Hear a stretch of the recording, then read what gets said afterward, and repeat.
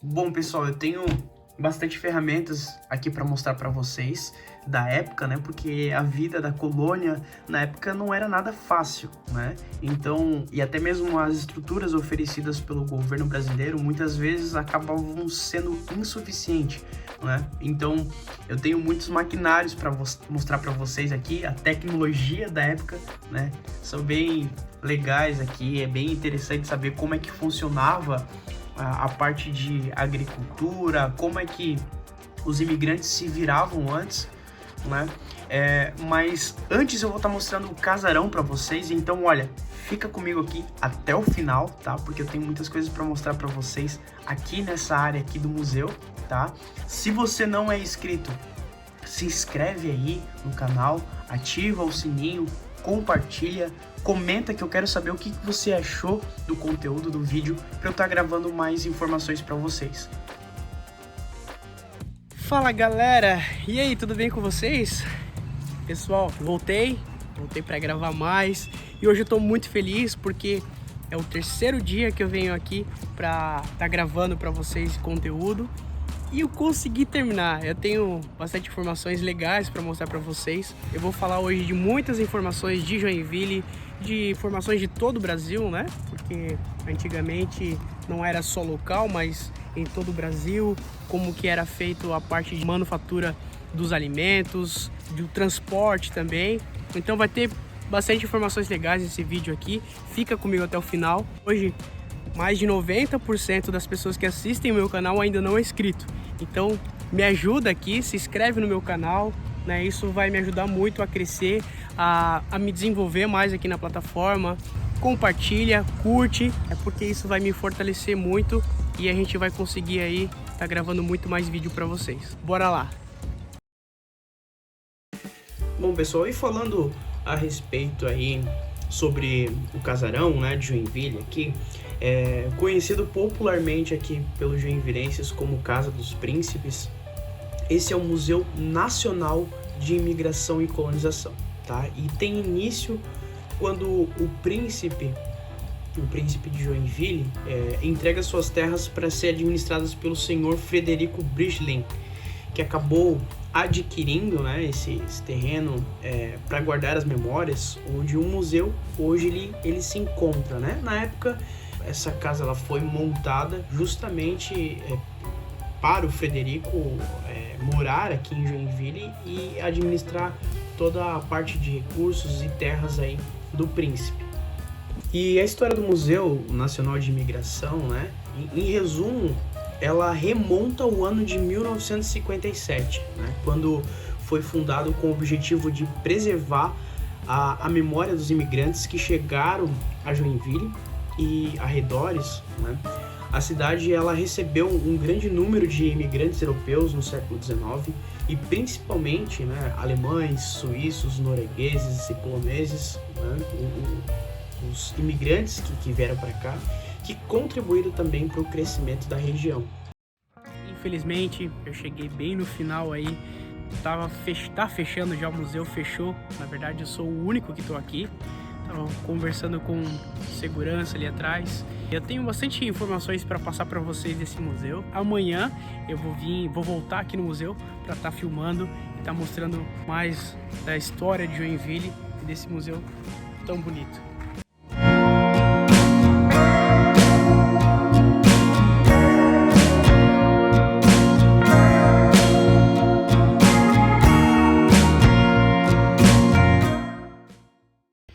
E aí, pessoal? Gente, voltei. Sério? Uau! Mais um dia. Tô indo a pé agora. Eu acabei passando direto. Tava no carro, tava escutando música, passei direto. Deixei o carro na rua do lado ali. Aí vim andando. Hoje é o segundo dia, eu vim de manhã, como falei pra vocês. Vou estar gravando agora mais informações. Tem uma outra casa lá atrás, onde tem carros, tem bastante informações. O museu está em reforma já há quase 4 anos, né? E infelizmente por conta da pandemia está durando todo esse tempo. mas talvez é para ficar pronto o museu esse ano. Então a gente está conseguindo ver somente essa parte de baixo aqui, a visitação. A parte de cima ainda já está pronto, mas as peças precisam ser colocadas lá dentro, né? Com todo o cuidado, toda a organização necessária. Vamos lá? Então, e nessa visita, né, nós podemos ver as histórias e objetos relacionados com a imigração do sul do Brasil.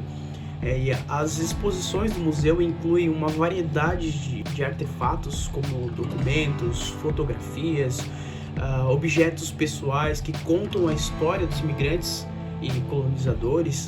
Os visitantes podem aprender sobre as condições de vida e costumes e tradições, culinária também, e atividades econômicas dos imigrantes que se estabeleceram aqui na região. Atualmente, a propriedade, que compreende uma área de 6.000 metros quadrados, possui espaços expositivos que contam histórias da vida rural e urbana da região, mas apesar de ser grande, né, o terreno era ainda maior na época em que o casarão foi construído, pois contava com Alameda, aqui na frente, aqui no Brooklyn, com a Rua das Palmeiras como parte integrante do jardim, né? Então, a Rua das Palmeiras aqui antigamente fazia parte do jardim aí do casarão. Bom, pessoal, chegamos então para mim a melhor parte aqui do vídeo, né, de tudo que eu tenho gravado para vocês. Depois de 3 dias, né, de vir aqui no museu, graças eu consegui estar gravando aqui para vocês, tá? E chegamos aqui na sala dos saberes e fazeres, né? Então a gente vai estar conhecendo os instrumentos e utensílios usados aí na época, né?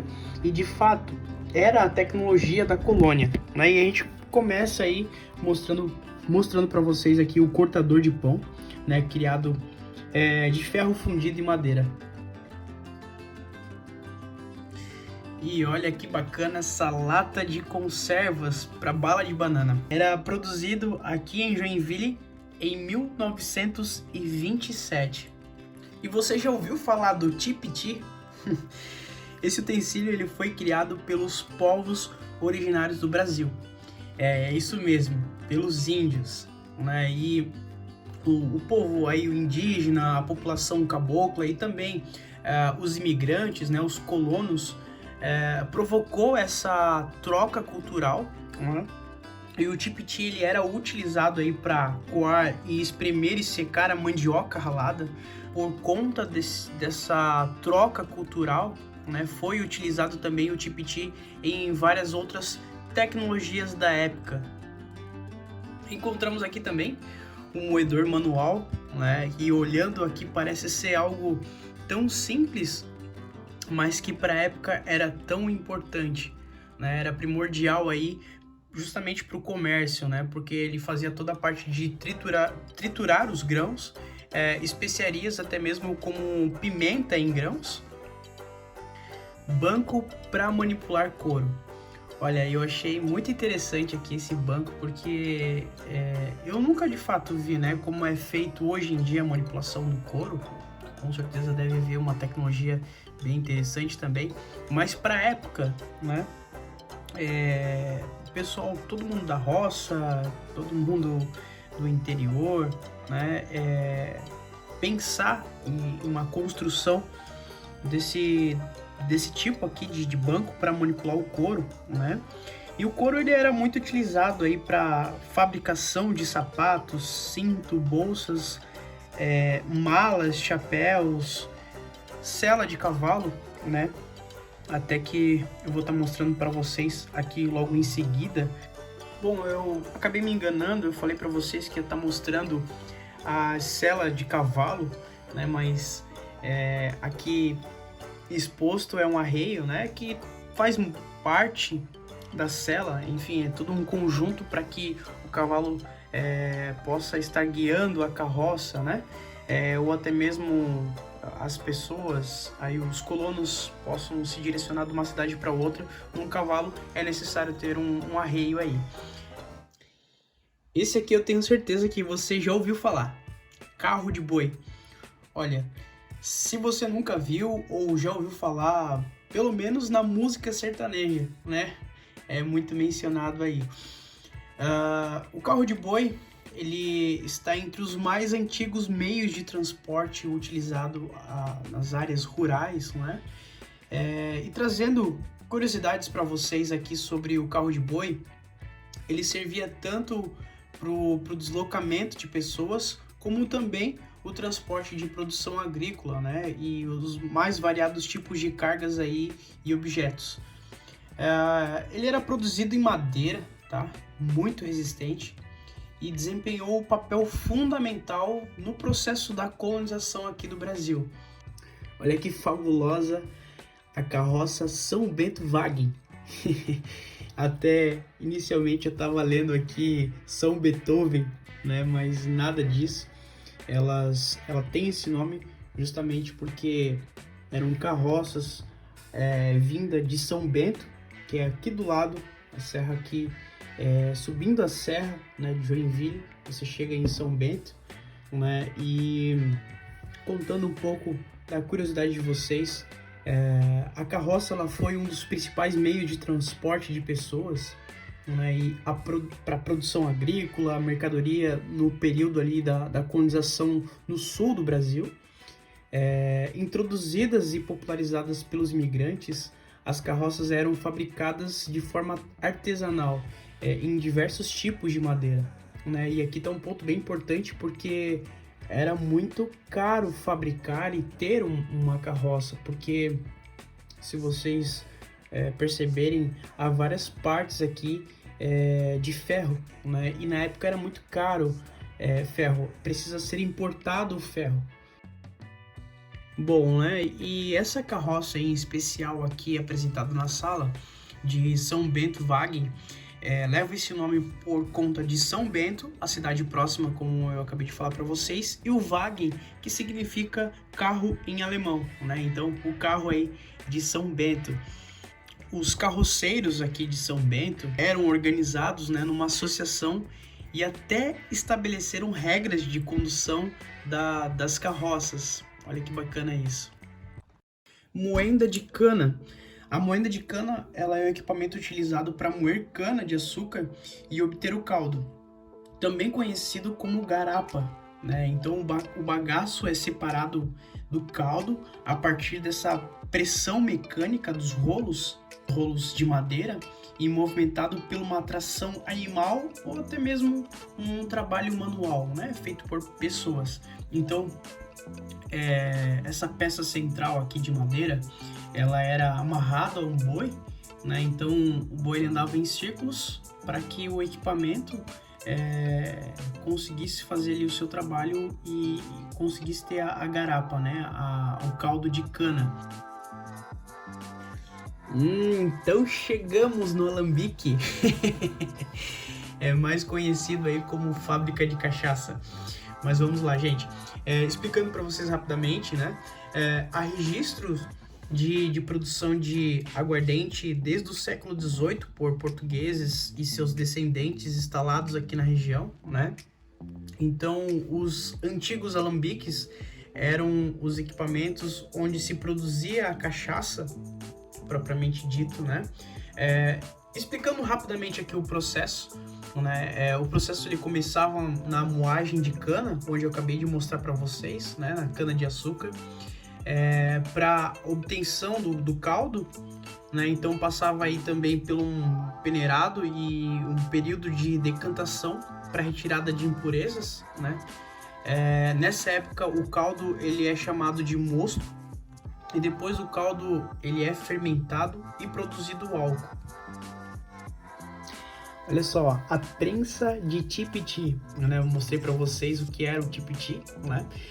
De fato, essa ferramenta aqui, essa máquina, ela era utilizada para prensar o tipiti, né? O cesto de palha trançado, na qual era colocado a mandioca ralada, né? Então, trata-se aqui de uma tradição indígena, né? Adotada e adaptada pela população cabocla e também os imigrantes, né, os colonos. Os povos Guarani, eles desenvolveram essa técnica para preparar a mandioca que era descascada e ralada até se transformar numa massa úmida. Na sequência, a mandioca ela era colocada então no tipiti e prensada com as mãos para extrair o líquido do alimento. Então aqui chegando no engenho de erva mate, né, é a peça original da época, né? Então essa peça aqui, essa máquina, ela era movida a vapor, tá? E a erva mate ela foi um dos principais componentes da economia no sul do Brasil entre o final do século XIX e o início do século XX, tá? A bebida ela é apresentada aos colonizadores, aos colonos, pelos indígenas brasileiros, né? O Guarani chamava a erva mate de cacarai, folha sagrada, né? O significado.